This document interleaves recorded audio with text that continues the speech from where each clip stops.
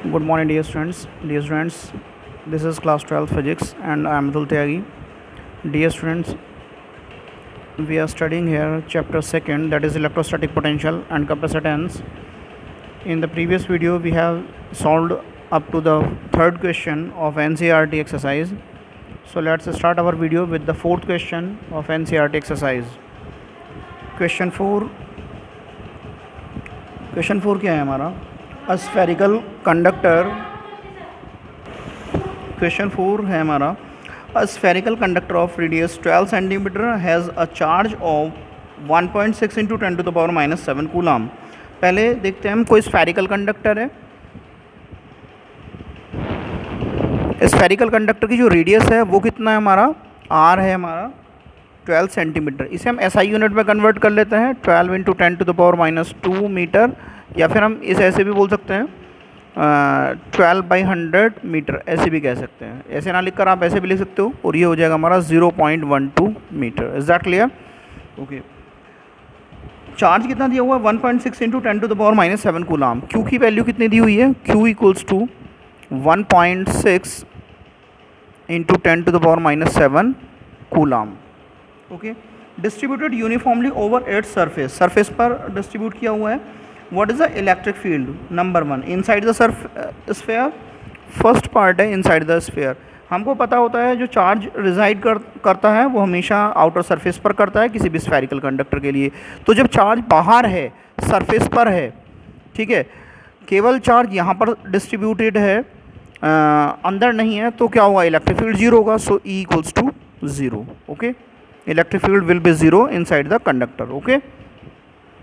या हम ऐसे लिख सकते हैं electric field will be zero, और हम कह सकते हैं electric field is zero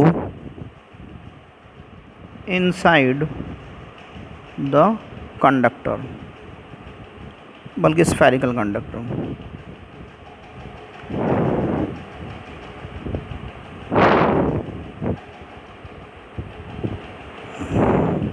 second part क्या है हमारा? जस्ट आउटसाइड द स्फीयर, यानी कि अब की बार केवल सरफेस पर बात करनी है, केवल सरफेस पर बात करनी है ये, और रेडियस हमारी वही 12 सेंटीमीटर. ठीक है. क्यू हमारा यहाँ पर स्प्रेड है पूरी तरह से, तो ई क्या आएगा हमारा? E equals to 1/4 pi epsilon naught Q by R square. ये हमारा फार्मूला है. हेयर क्यू की वैल्यू कितनी? 1.6 into 10 to the power minus 7, और 1/4 पाई एप्सिलॉन नॉट की वैल्यू क्या होती है? 9 into 10 to the power 9. Q की वैल्यू कितनी है? 1.6 into 10 to the power minus 7 upon R square means 0.12 का स्क्वायर. ओके. तो इसे हम लिख सकते हैं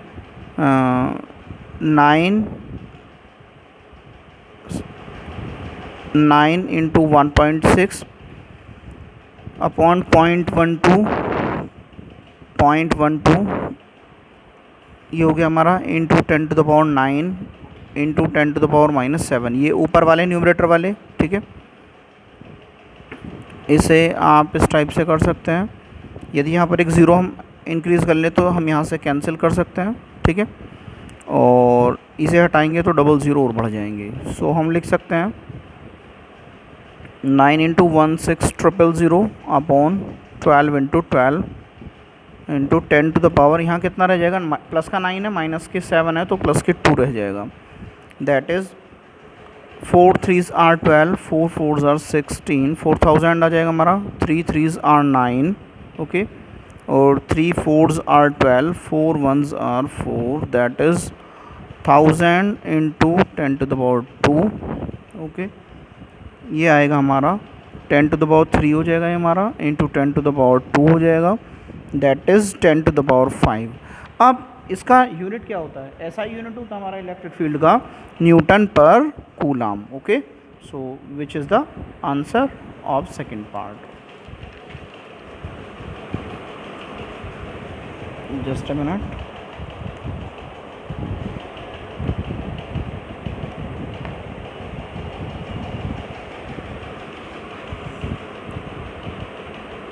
यस. अब हम देखते हैं इसका थर्ड पार्ट क्या है.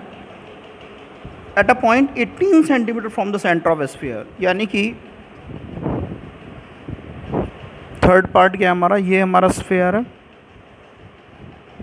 ये 12 सेंटीमीटर है हमारा, बट हमको पता करना है 18 सेंटीमीटर पर कितना होगा हमारा, 18 सेंटीमीटर पर ये 18 centimetre. Now R equals to कितना, 18 सेंटीमीटर है, मीन्स ये हो जाएगा हमारा क्या, 18/100 metre, that is 0.18 metre. Okay, Q हमारा सेम है, दैट इज़ 1.6 इंटू 10⁻⁻7 कूलम, यही दिया था। अब क्या आएगा, हमें ई हमको फाइंड आउट करना है, ठीक है। ई आउटसाइड लिख सकते हैं, ई आउटसाइड लिख सकते हैं, ठीक है। So E equals to 1/4πε0 into Q by R square equals to 1, इसकी वैल्यू रख देते हैं 1/4πε0 की वैल्यू 9 इंटू 10⁻9, क्यू की वैल्यू है 1.6 इंटू 10⁻⁻7 और आर स्क्वायर का मतलब है 0.18, ठीक है। इसे हम इस टाइप से लिख सकते हैं, that is 9 into 10⁻9 into 1.6 into 10⁻⁻7, numerator ऊपर आ जाएगा हमारा एज इट इज़, और ये हो जाएगा 0.18 इंटू 0.18। ओके, सो इसे हम लिख सकते हैं, इसे थोड़ा सा सॉल्व कर लेते हैं। यहाँ पर यदि हम कंसीडर कर लें एक ज़ीरो बढ़ा लें तो ये 2 इस टाइप से कैंसिल हो जाएंगे, और यहाँ ये हम करेंगे तो 100 की मल्टीप्लाई कर सकते हैं। Is that clear? अब हम कर सकते हैं 9 2s आर 18, ठीक है, और 2 से ये हमारा जाएगा 160 80 टाइम्स। सो हमारा इस टाइप से आएगा आंसर ई इक्वल्स टू, यहाँ 10⁻9 है, यहाँ 10⁻⁻7 है, तो 10⁻2 रह जाएगा, multiply by 80 multiply by 100 by 18। Okay, so 240 times are 80, 2 9s are 18, ठीक है। ई इक्वल्स टू 40/9 इंटू 10⁻, हमारा ये 2 है और यहाँ पर भी 2 है, 10⁻4 लिख सकते हैं इसे हम, ठीक है। और इसे हम डिवाइड करेंगे तो E equals to 9 4s are 36, 40 9 4s are 36, इसी टाइप से चलता रहेगा हमारा, 4 4 4 इस टाइप से चलता रहेगा 10⁻4, या फिर आप इसे लिख सकते हैं ई इक्वल्स टू 4.4 बार इंटू 10⁻4।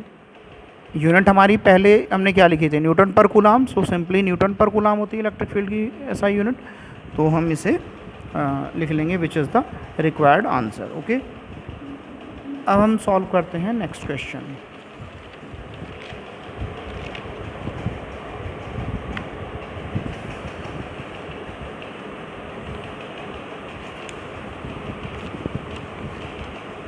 नेक्स्ट क्वेश्चन है हमारा, 5th क्वेश्चन है हमारा।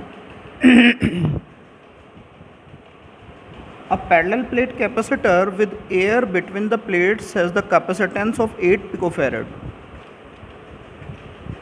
तो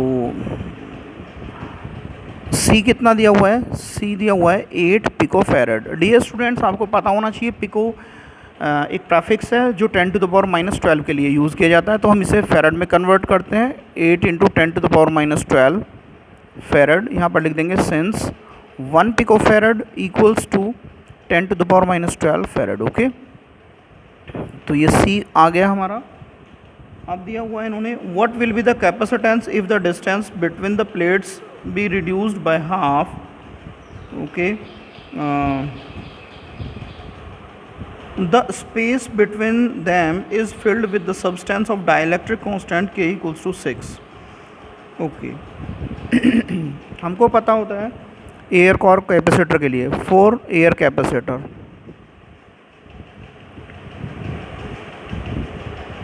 फॉर्मूला क्या होता है हमारा, C equals to ε0 A/d। Is that clear? और जो दिया हुआ है इन्होंने C की वैल्यू कितनी दी, 8 into 10⁻12 equals to ε0 A/d। Okay, this is, इसे हम ऐसे भी कह सकते हैं, और ε0 A/d equals to 8 into 10⁻12, equation first consider कर लेते हैं हम। अब इन्होंने दिया है when a dielectric is filled between the plates of capacitor, तो क्या आता है हमारा, ये हो जाता है हमारा सी डैश, जो होगा हमारा सी के हो जाता है, हम कह सकते हैं एप्सिलॉन नॉट ए इनटू के, वेयर के क्या है हमारा, जो भी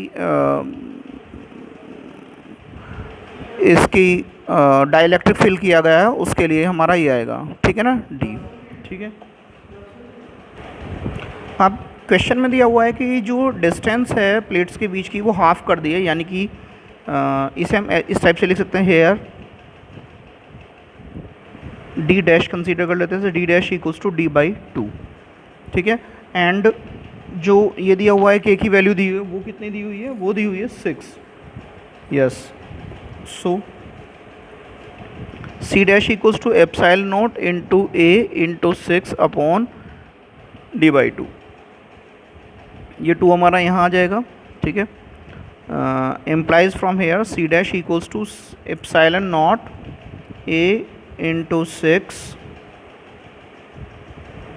into 2 upon d, that is implies from here c dash equals to c 6 to 12 epsilon naught a upon d। Okay, c dash equals to 12, हम इसे इस टाइप से भी लिख सकते हैं, epsilon naught a by D, right.